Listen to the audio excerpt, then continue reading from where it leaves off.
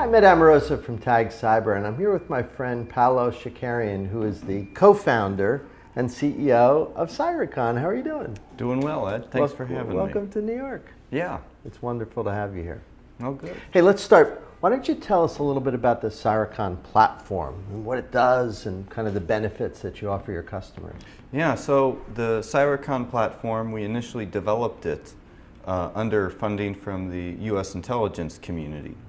And it was really designed to take care of a lot of the heavy lifting needed to take information gathered from malicious hacker communities and apply a layer of artificial intelligence. And what we had shown in our work for the government is that we could predict various types of cyber attacks in different ways. And more recently, we've worked with several large Fortune 500 companies that are our clients to bring this to market. Now, the dark web is kind of an important piece of what you guys do in sort of gathering intelligence and so on. Tell me a little bit about how that works, where we're sort of doing the analysis. Yeah, so of course, information from the deep web, dark web, even social media, these are all very important sources. And the reason why they're important is because we have found that you can extract signal from them to be used in machine learning algorithms to do this kind of prediction. As important as it is, our value to customers is actually not around the data as much as it's around the ability to predict. In many ways, the data is like the fuel that allows us to drive this, new Ferrari. Mm-hmm. Now let's talk briefly about the role of AI, AI in the context of threat intelligence. You mentioned AI. I think that is part of what you guys do. It's part of the processing.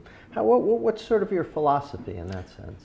Well, so I began my career as an intelligence analyst in the Army, actually, and learning from that and doing very rewarding work on finding terrorists and insurgents and this kind of thing, I came to realize that there's just frankly a lot of manual effort in doing that. Yeah. And after I left the Army, I noticed a lot of my friends actually went on to work doing threat intel work in large companies all over the country, in the cyberspace.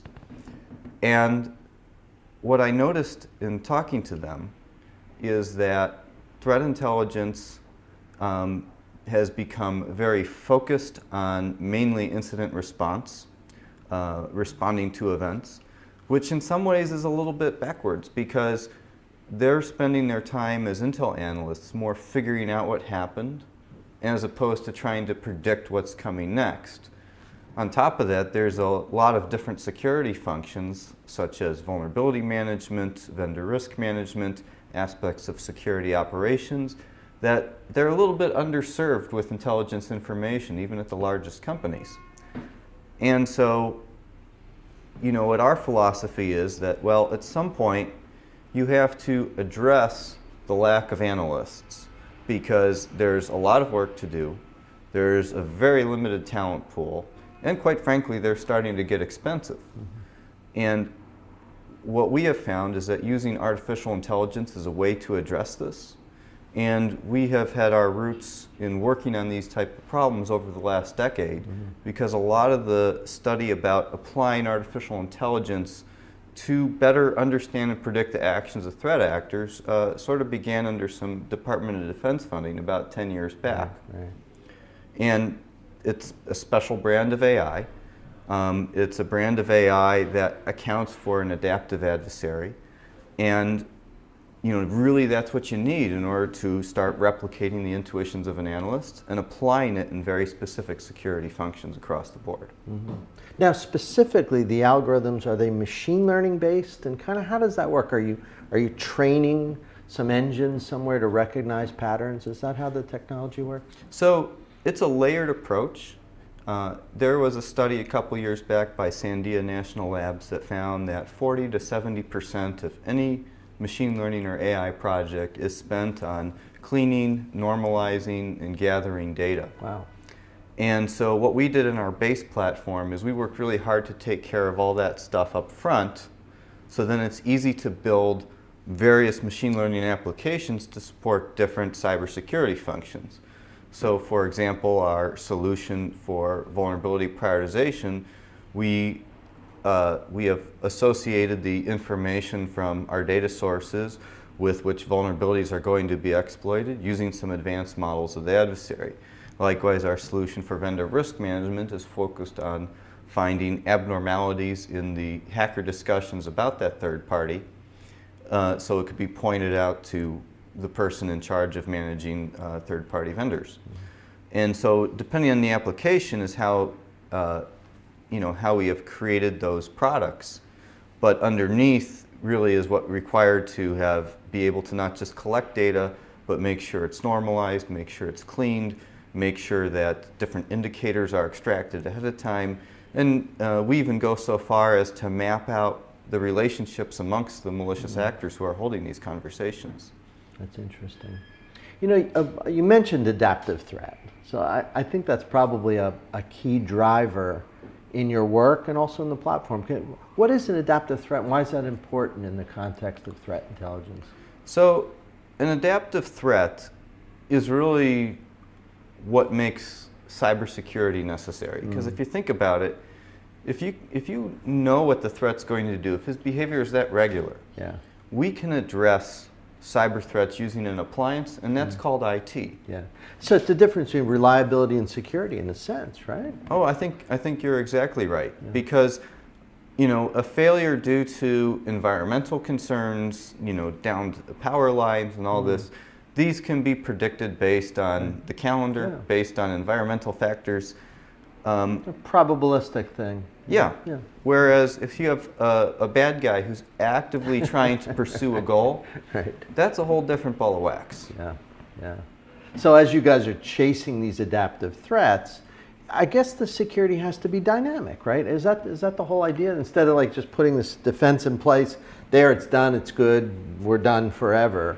You have to constantly not only deal with an adaptive threat, but you need to build an adaptive defense. Am I thinking about that right? Yeah, I would say so. And I mean, going back to kind of the military analogy, we would do what were called intelligence-driven operations, where we would consider what the bad guy was most likely to do and use that to inform our defenses, inform what we were doing operationally.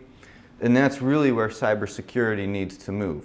But again, like I said, the big problem is there simply is not enough analysts to go around. And there's not enough analysts to cover these different security functions. And then that's where machine learning and AI come in, because if you can imbue all your security functions with a level of AI that's designed to model the threat, now you're moving more toward an adaptive approach and you're doing it in a cost-effective way. Is that problem of sort of a lack of analysts, is that way bigger as you go mid-market and down? I would think like the huge banks with big budget, they can get analysts, I think. But I can imagine mid-market, it's almost impossible to find analysts. Well, I think it's even an issue at the larger companies too, because, take vulnerability management, for example. If you're a large bank and you literally have millions of software vulnerabilities, that's a lot of stuff to have to go through for an analyst. And so there's a whole, there's the manual work of identifying information about each vulnerability, and then there is what becomes a subjective call with an analyst about determining likelihood of attack. Now, so you have a lot of work and you have a lot of subjectivity that could change with personnel rotation. So machine learning can address both of these things. And then certainly going down market, it's less of the size of the organization, more of limitations of amount of personnel, but the problem ends up being the same. So you could argue it's not even whether you can find enough analysts. Probably not a good strategy to just throw human beings at this problem. I guess am I saying that right? Yeah, I would say so. The technology scales. Yeah, and really the key is that if you have an analyst and he or she makes an error due to normal human biases, that error is going to not be systematic. So you can't track it down, you can't identify the sources of that. Moving to a more algorithmic approach, especially if the algorithms you're using are like what we have, where it provides a level of transparency that tells the user why it made a certain decision, what data drove it to make that prediction about the threat. Now you have an understanding of where that result came from, and if there's something that you disagree with, it's easier to track down in a systematic way. Makes sense. Makes sense. Now, you make the distinction in a lot of your work about sort of the difference between information and data in the context of threat intelligence. It's kind of subtle. Take me through the difference there, and why a enterprise security team would care about that difference. Well, I think the difference is quite important, and we've really found this with our discussions with CISOs, in that when you're selling something to a CISO that's going to be used by the threat intelligence team, that value is about the data. But that there's an extra expense that CISO has to pay besides the price, and that is the work his analysts have to do to massage that information and make it usable by the organization. When you start talking about prediction and selling information about what the threat is going to do, their most likely courses of action, and that information can be ingested directly into a security function like vulnerability management or vendor risk management or operations, and it can integrate with those workflows, bypassing the threat intel guy, basically a virtual analyst. Now you're providing a value based on information, and that's what we're trying to do. Now, I don't think that you're going to see CISOs retiring their threat intelligence teams anytime soon. I still think there's value in having, human analysts involved. I just think that the amount of work that really needs to be done is much greater than the size of these teams. Yeah. Another point that you often make in your discussion around the platform is kind of the difference between a risk-based approach and a threat-based approach. I've heard you describe that before. Why don't you share with us kind of what are the relative pros and cons of each? So I think that these are both inherently complementary. Yeah. Risk-based approach is all about looking at what's most valuable to me that I need to defend. Yeah. Whereas the threat-based approach is looking at what is the adversary most likely going to attack. Now, if you take a risk-based approach, and let's say you identify a server that is, for whatever reason, is critical to the organization. Maybe it's a certain e-commerce server, or maybe it's something that intellectual property is stored on. And you say, okay, we're going to batten down the hatches on that thing. We're going to make sure all vulnerabilities are patched, and so on and so forth.